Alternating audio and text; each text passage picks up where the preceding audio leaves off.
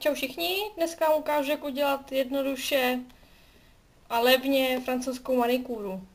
Budu používat bílý lak od Gabriely Salvete a potom světle růžový od Essence. Ten bílý lak stál zhruba 60 korun a od Essence 40, takže zhruba je to manikúra za 100. Začnu teda s nechtama, nic s nima vůbec nemám udělanýho, jenom zapilovaný a nemám na nich žádný spodní lak. A nebudu používat ani žádný nálepky nebo tak něco. Je důležitý lak, nebo ten lak, aby byl z jedné strany ještě úplně setřený, a na druhé byla zhruba tak troška jenom. A teďka. Ještě moc laku. Začnu takhle z jedné strany. A pomalu natáčím prst. A potom začínám ještě takhle z druhé strany. Takže takhle vypadá první vrstva bílého laku. Takže se takhle pokračuje na další nehty, aby na tom kartáčku bylo, no to je ještě moc, vidíte tam tu bouli té barvy, tak takhle asi. A zase z jedné strany pomalu natáčet prst a potom z druhé strany. Tak.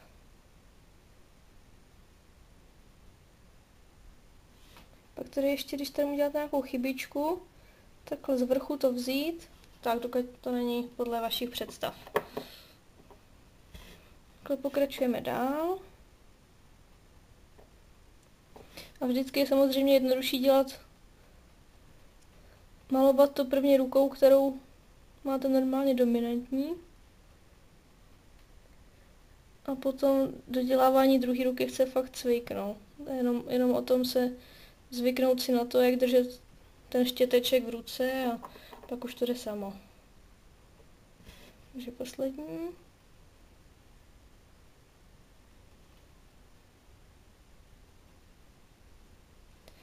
A já jsem se rozhodla nedávat žádný podklad, protože jsem zjistila, že bez toho podkladu mi ta manikúra drží díl, než když tam dám nějaký podklad.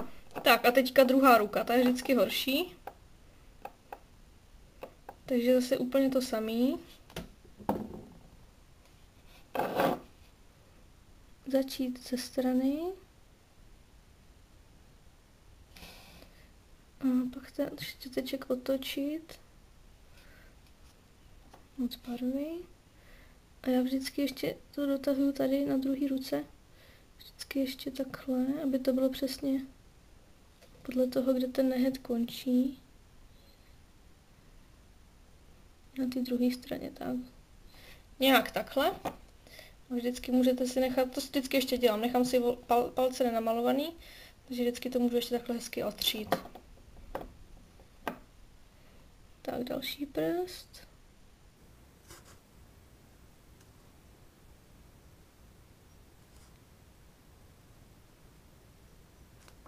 Tak a zase pěkně otřít palcem. Tak.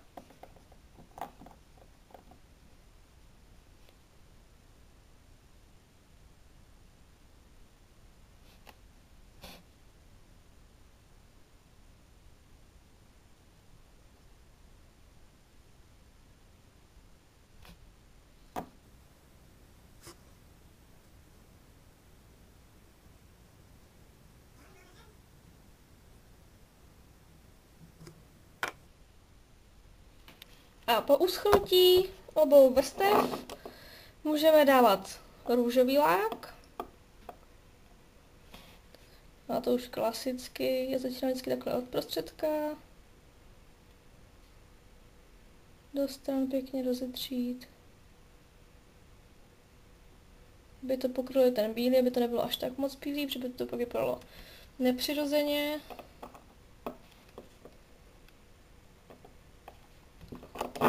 Málo laku.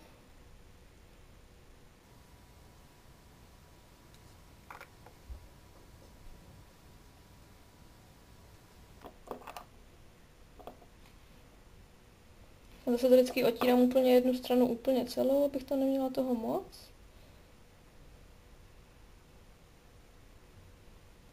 Vždycky mě nejvíc úplně můžu naštvat, když se mi tam udělají bublinky.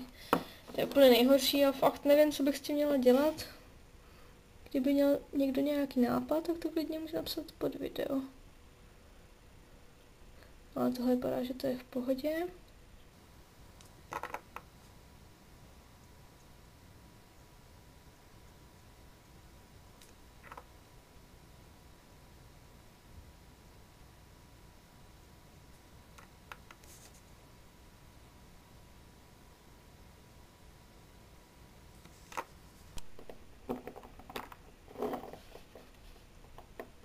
Nakonec druhá vrstva růžového laku a je to hotový. Takže hezky je vidět. Nevím teda, jestli to vidět na té kameře, ale se ten celý nehe tak pěkně jako sjednotí.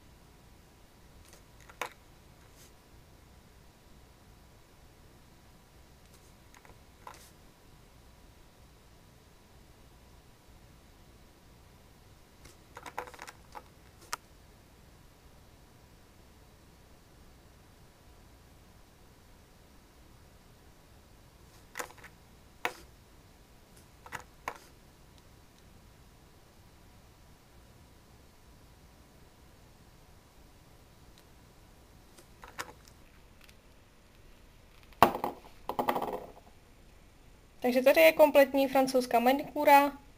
Rychle, no rychle ne, trvá to trošku delší dobu, ale každopádně levně a jednoduše. Takže díky za sledování a zase někdy. Čau čau!